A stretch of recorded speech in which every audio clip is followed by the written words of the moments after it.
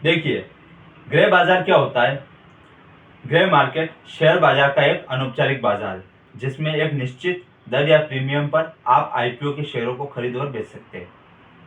जब कंपनी अपना आईपीओ लेकर आती है उस समय, जब उसका आईपीओ आता है उस समय आप उसके शेयरों को ग्रे मार्केट के थ्रू ही खरीद और बेच सकते हो।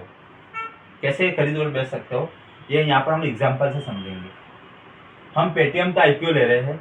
देखिए, पेटीएम का जो आईपीओ आया था वो नवंबर 2021 में आया था। अब यहाँ पर ग्रे बाजार कैसे काम करता है यह समझने की कोशिश करें। देखिए, जब इसके आईपीओ की ओपनिंग डेट रखी गई थी 8 नवंबर को और आईपीओ की क्लोज डेट थी 10 नवंबर को, यानी 3 दिन के अंदर आप आवेदन कर सकते थे। जब लोगों ने आवेदन किया तो शेयर बहुत ज़्यादा ओवर सब्सक्राइब हो गया, यानी इसमें 100 सीटें थी और 500 आवेदन हो गए।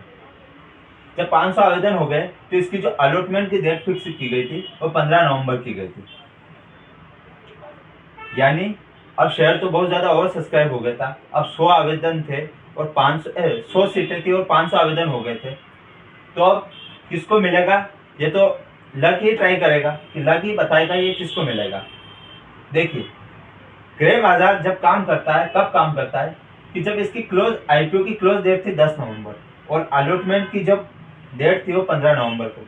अब यहाँ पर लोगों को लग गया ये 5 दिन ही ग्रे बाजार में काम करते हैं। कैसे, अब यहाँ पर क्लोज हो गया। अब लोगों को लगा कि यार जो शेयर था वो तो ओवर सब्सक्राइब हो गया था, अब किसे मिले, 5 दिनों में ही तय होगा।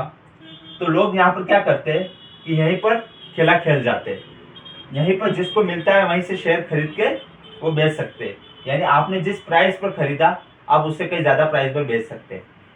देखिए, जब अलॉटमेंट की डेट थी 15 नवंबर को और जो कंपनी अपना पेटीएम अपना आईपीओ लेकर आई थी, अपनी प्राइस बैंड थी वह 2080 से 2150 के बीच में लेके आए थे।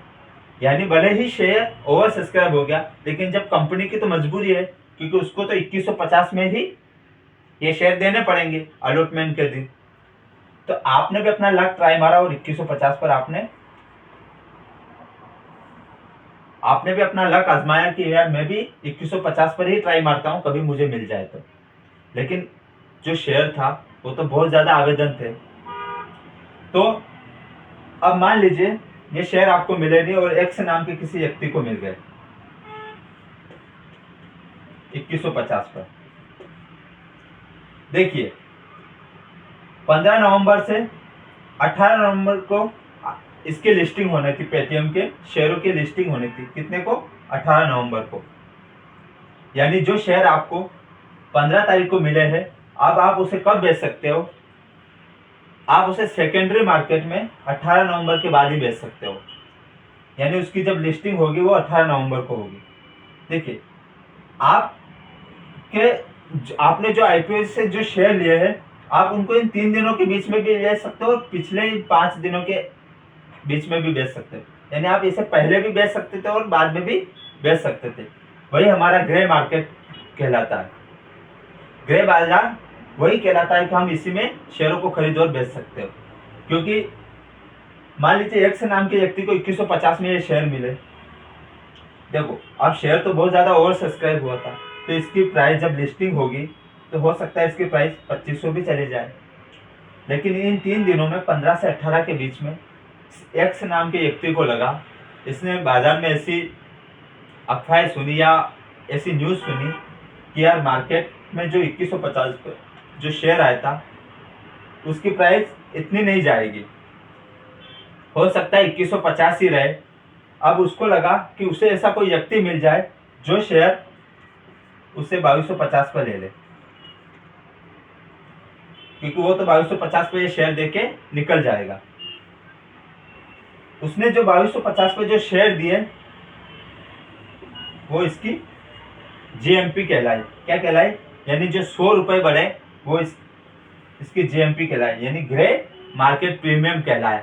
ये हमारा ग्रे मार्केट प्रीमियम कहलाता है। क्योंकि ये जो प्राइस डिसाइड करती है कंपनी तो डिसाइड नहीं करती है, ये तो आप लोग जो खरीद रहे हैं निवेशक वही डिसाइड करते हैं।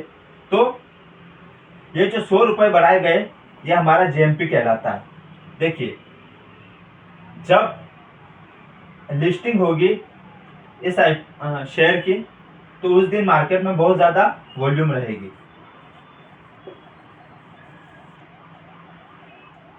बहुत ज़्यादा वॉल्यूम रहेगी क्योंकि शेयर ओवर सब्सक्राइब हुआ था, तो बहुत ज़्यादा लोग खरीदने भी आएंगे और बेचने भी आएगा।